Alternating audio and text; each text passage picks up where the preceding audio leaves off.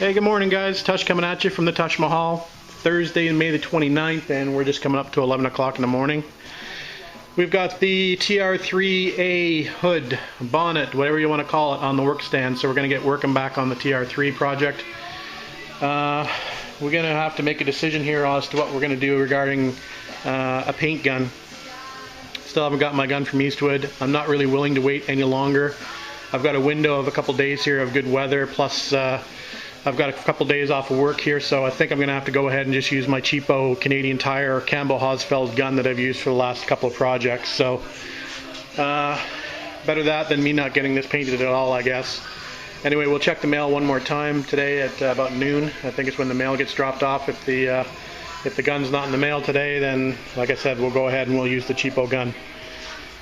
So that's about it. We're going to work on sanding the inside of this hood today. The outsides, the top side's been sanded down to 600 grit wet.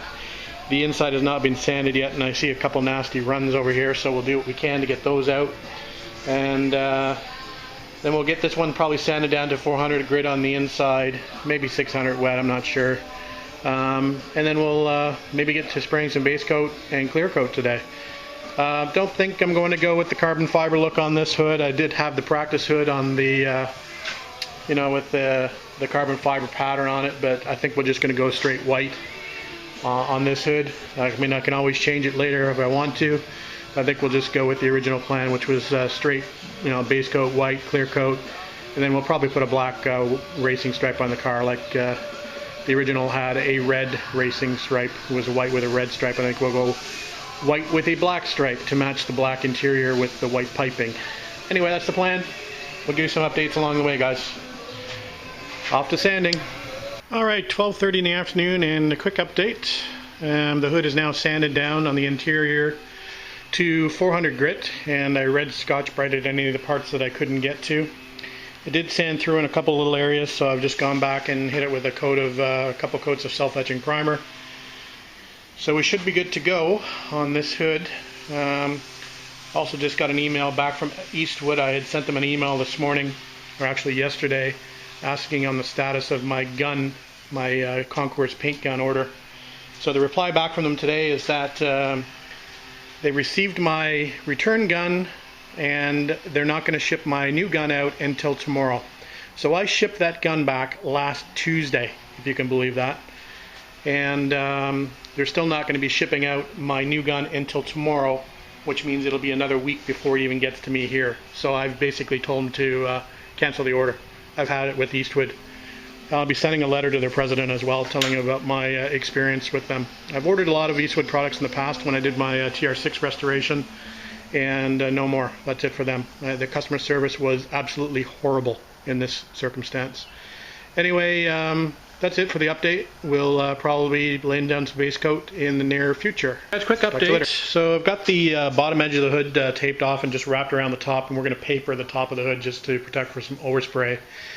But what I thought I would do next is, since we're going to be running hood pins on this car, I've got the hood pins over here, I thought what I'd do next is just get the plates in position and compress them, or make sure they fit, which they do.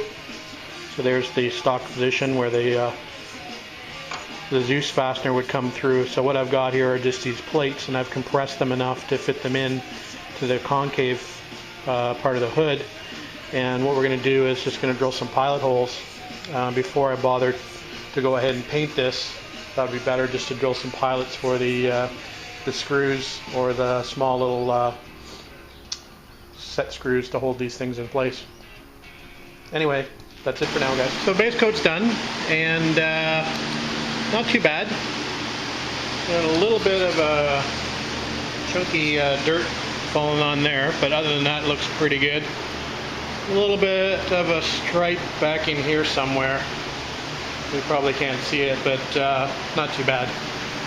Anyway, we're going to throw a couple coats of clear coat on it. I think we'll just do 2 coats of clear coat because I don't really intend on buffing this since it's the inside of the hood. So anyway, that's where we're at. Hey guys, back at you. Just coming up on 6:15, and we've got color and 2 coats of clear on.